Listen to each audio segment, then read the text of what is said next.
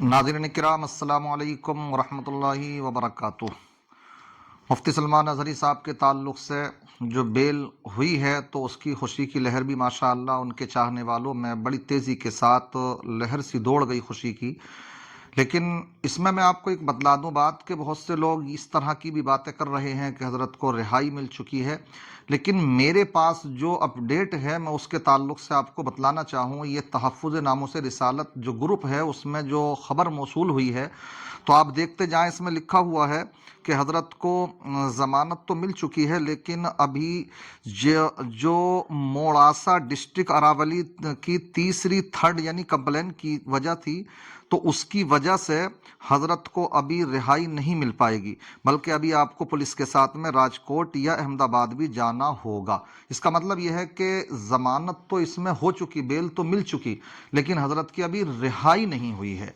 तो ये मैंने चाहा कि आप तक ये ख़बर मैं पहुंचा दूं ताकि आप हजरात सही ख़बर से सभी सही ख़बर आपको मिल सके। तो आप दुआ करें, अभी दुआओं की ज़रूरत है, लेकिन इंशाअल्लाह हौसला रखने की ज़रूरत है, परेशान ना हो। ये वक्ती तौर की परेशानी है, मैं तो यही कहूँगा ये वक्ती तौर की परेशानी है। और बल्कि यूँ भी कहा जाए कि अल्लाह तबारक व ताला हर किसी का इम्तिहान नहीं लेता।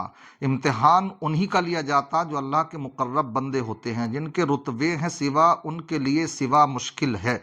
इसलिए हज़रत अगर इस वक्त में आजमाइश के दौर से गुजर रहे हैं तो दुआ करें उनके हक़ में। अल्लाह तबारक व ताला हज़रत को इस्तिहकाम अता फ़रमाए, इस्तिकामत अता फ़रमाए, मजबूती अता फ़रमाए। और माशाअल्लाह सब लोगों की दुआएं उनके साथ में हैं। तो इंशाअल्लाह ये वक्ती तौर की परेशानी है, लेकिन बहुत जल्दी अभी हमारे दरमियान में हज़रत इंशाअल्लाह तमाम मुकदमात से, तमाम FIR से बाइज़्ज़त बरी होकर के भी आएंगे इंशाअल्लाह। अब आपने देखा होगा कि किस किस तरह के दलाल जो लोग हैं, आज भी ये ना समझें मुसलमानों को जो परेशानियां खड़ी हैं ज़्यादातर तो वो अपने ही लोगों से ज़्यादा हैं।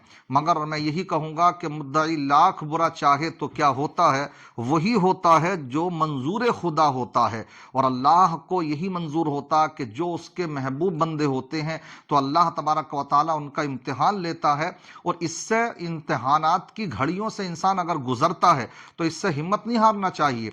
आजकल मुसलमानों के हालात कुछ ये भी चल रहे हैं, जहां कहीं जरा सी कोई परेशानी आई फेस करना चाहिए। आप पढ़े लिखे लोग हैं तो उनका मुकाबला कीजिए, जो जवाबात देने के हैं जवाबात दीजिए, अच्छी नॉलेज रखिए, गिरदो पेश होने वाले अहवाल पर नजर रखिए। ये नहीं कि आप बुज़दिलाना हरकत, आप बुज़दिलाना अपना फेल दिखा करके और आप फरार हो जाए, ये तरीका नहीं होता। इससे मजबूती आती है, बहुत कुछ सीखने को मिलता है। इसलिए जो भी बुरा चाहने वाले हैं वो हजरत का क्या बिगाड़ सकेंगे, हजरत को मजबूत कर रहे हैं वो, हम तो उनके शुक्रगुजार रहेंगे। मेरी अपनी सोच है ये, समझ रहे नहीं, हम तो उनके शुक्रगुजार हैं कि वो हर तरह के हथगंडे से माशाअल्लाह निपटने के लिए मुफ्ती साहब को माशाअल्लाह तैयार कर रहे हैं। और ये मुफ्ती साहब तो सिर्फ एक मुद्दा बन चुके हैं, बाकी तो ये तमाम उलमा को अपने ऊपर भी सोचना चाहिए, ये किसी के साथ भी हो सकता है, तो हौसले और हिम्मत से काम लेना है। इसलिए मैं बारहा इस बात को कहा करता हूं कि जो तजर्बात है ना, एक्सपीरियंस, ये अखरोट बादाम खाने से नहीं आती, उससे जो है आपको ताकत जरूर मिलती है, लेकिन जो सही माना में एक्सपीरियंस तजर्बात होते हैं तो वो ठोकरे खाने से आते हैं, समझ रहे हैं। तो इस वक्त में ठोकरे खाने के दौर से हजरत गुजर रहे हैं और बहुत से उलमा गुजर रहे हैं, मुसलमान गुजर रहे हैं। आजकल मुसलमानों के हालात कितने पेचीदा हो चुके हैं, हमारे हल्द्वानी के हालात इस वक्त में बड़े नामुनासिब हालात हैं।